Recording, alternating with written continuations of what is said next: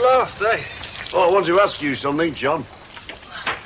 There was a light on in that house last night, so I went in to investigate. It's very public spirited of you, Harry. And Frank Rogers was there with a pasteboard and rolls of wallpaper. Well, if he wants to decorate, I can't see what's the problem.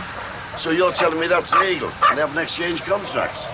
Well, I think these things can be arranged, yes. Yes, ask him if it bothers you. Oh, you're only thinking you're a lawyer, eh? Well, it's a while since I've done any conveyancing on a property that size. Good morning.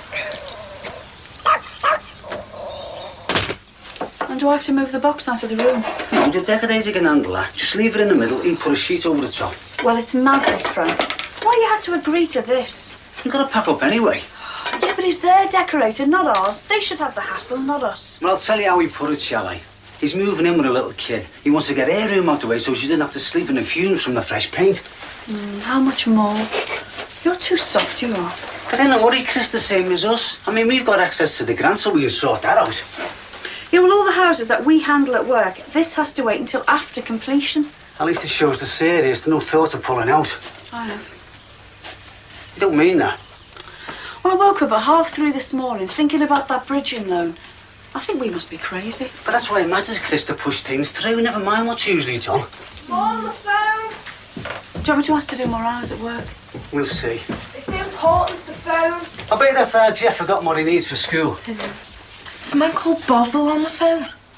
Oh, it'd be Mr. Bottrell, Jeff's primary teacher. I bet this means he's going to help us. I'm going now, Dad. Wish me luck. I thought your exams weren't till next week. Not the exams, the dentist. Find out whether my brace can come off today. Oh, good luck, love. Do you want to lift in? Aren't you at work today? Nah, change your pattern. I'm doing some long runs with some overnights. What for? Because of the overtime, love. We're going to need every penny.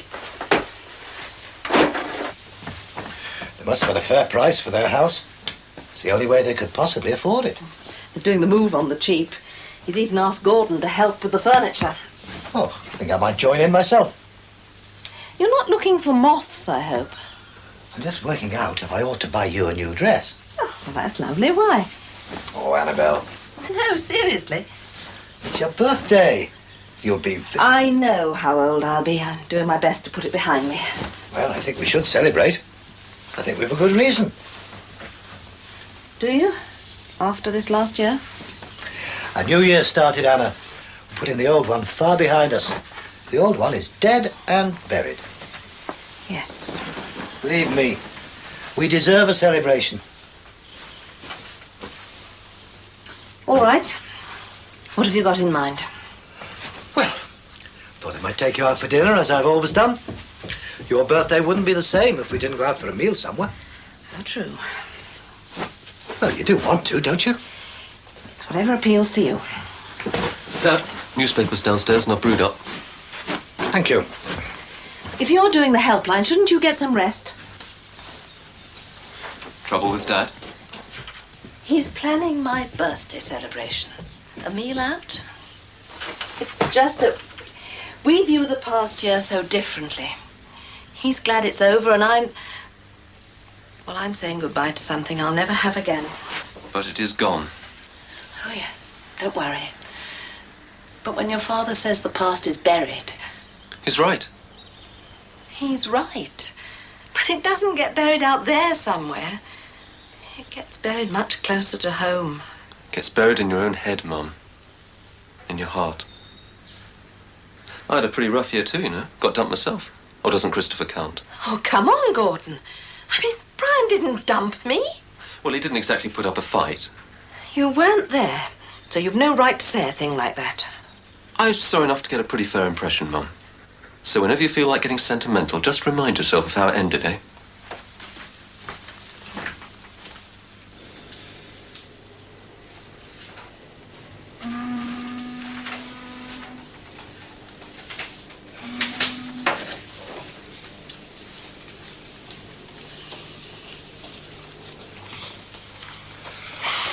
Look, I know you've got a cold, and I know it's all fairly new to you, but you see, the layout has got to be right. You see, there's a way of doing these things which is...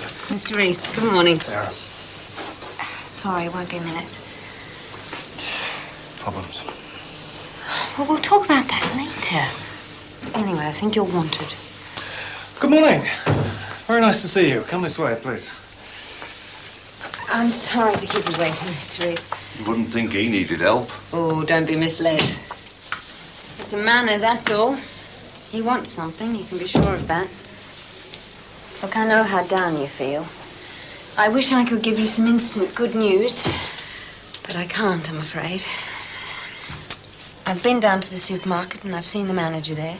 He knows you took the bacon and left the pound coin at the till, and that we need proof it was found in the morning. Does he know what I stand to lose? Yes, I made that very clear. He explained it all to the checkout girls. But no one picked up any money in the morning. Did you question the girls yourself? Yes, I did. And I have to say, I don't think any of them were lying. What does that mean? You think I am? No, of course not. That's the last thing I think. It's just that I've drawn a blank so far, and it's not going to be easy. Well, no witness when you put the money down is one thing.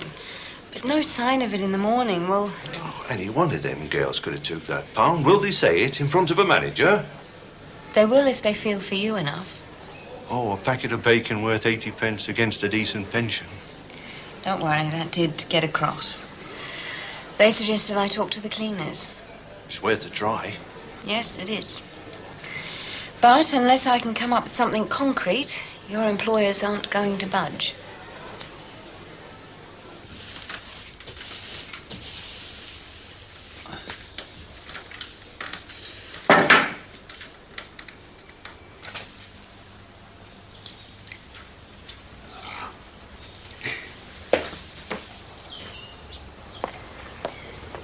Hey, can I have a word with you?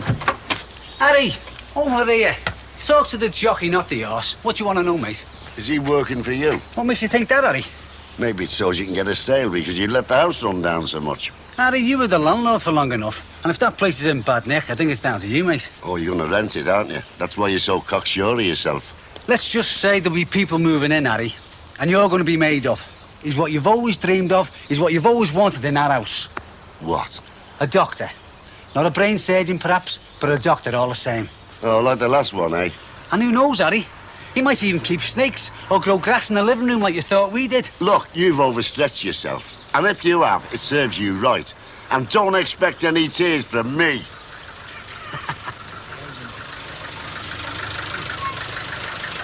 Gran?